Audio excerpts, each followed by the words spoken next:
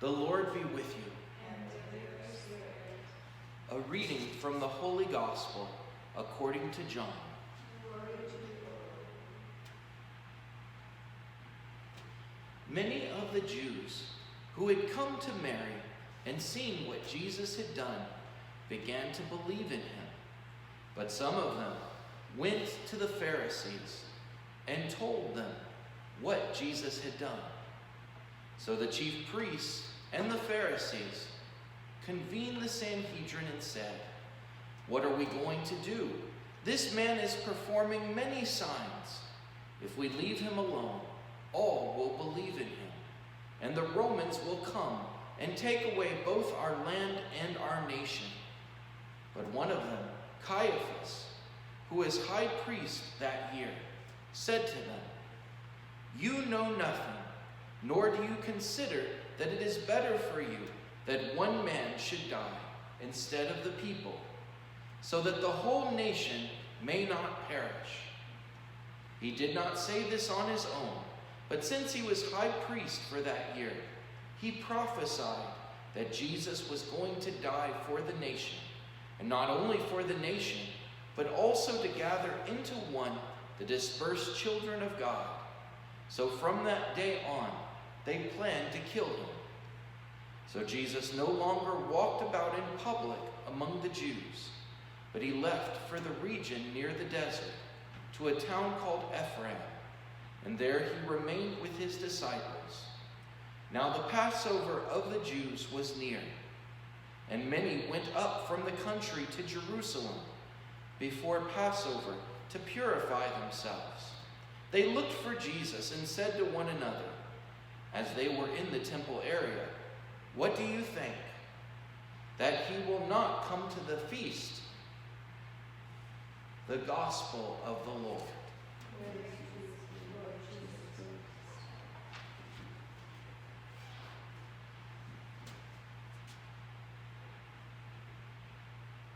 So today is the last Mass, the last day before Holy Week.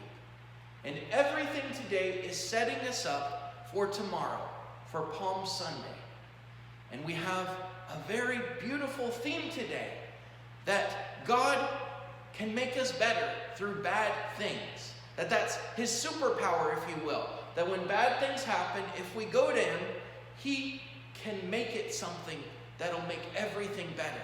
He can use the situation. My mom used to teach me a phrase when I was growing up as a kid. It went like this: "Good, better, best, never let it rest, till the good is better and the better is the best." And of course, in this situation, Jesus is the best. And what's amazing is when things go bad, if we go to God, he can take us from where we were to being an even better person and closer to him through even bad things. In our first reading today, we have a beautiful example from the prophet Ezekiel. Now, the prophet Ezekiel was living in exile in Babylon with the Jewish people. And at that time, even before exile, all these bad things had happened. The whole of the Jews had broken into two, into Judah and into Israel. And then Israel was sent into exile and came back mixed in with a bunch of pagan worship. They became the Samaritans. And now Judah is put into exile. And they think that that might be the end of the Jewish people. Now here comes the prophet Ezekiel telling everyone, have hope. What he does is he takes a stick and he breaks it in two. And then he bandages it back together as one. And people ask, "Why did you do that?" And he said, "This stick is the people of God. And I tell you, we're not only going to go back to our land, but our entire broken people are going to be brought back together as one." And it's a beautiful prophecy that we're not only going to get to go back, we're not just going to be Judah when we go back.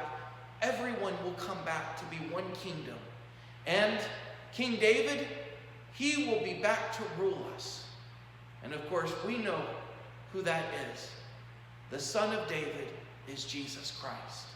In our gospel today, we have a bunch of ironies, but ultimately this tells us how everything's going to happen. How the scattered people of the Jews are going to come back together. And even how everyone across the world who's God's children are going to come together as one church and one family. Now, today's gospel is filled with ironies. What is an irony? It's a collection of words that means usually the opposite of the literal meaning that it's trying to get across.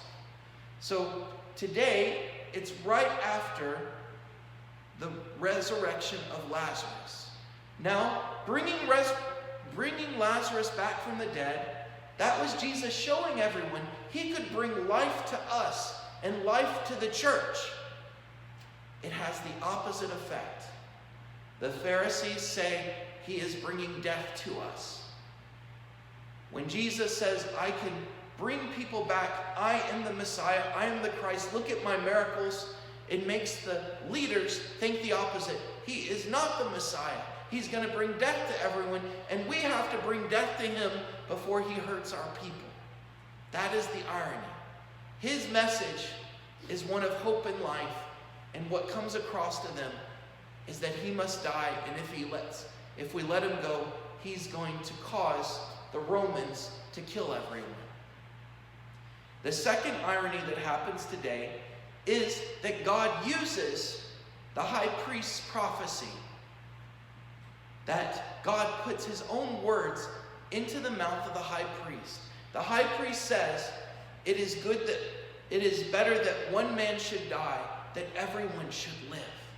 And of course, in their minds, it means Jesus must die so that the Romans don't kill the Jews. But we know that God is putting this into his mouth to show that Jesus is going to die for us. That all of us will get eternal life. It also goes to show that God's going to use this terrible event, the death of Jesus, the worst event in history, to bring life.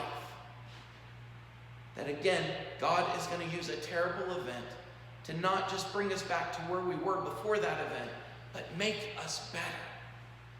Many of the church fathers see this with Adam and Eve, that we actually are becoming better people through Christ than if we would have stayed in the Garden of Eden and never sinned.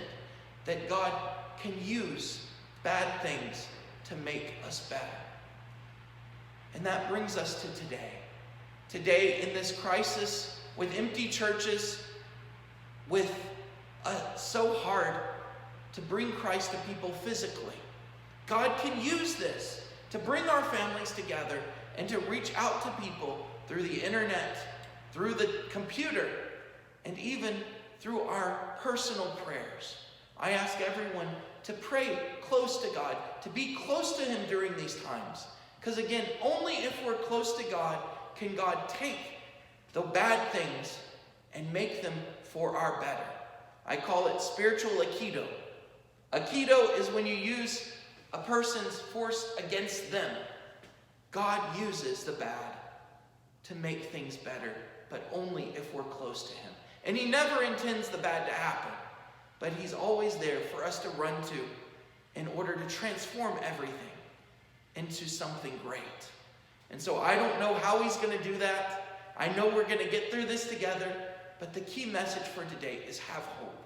Have hope in God and hold even closer to God during these times, that he'll get us through, and that however we come out in the end, we will be better. God loves you.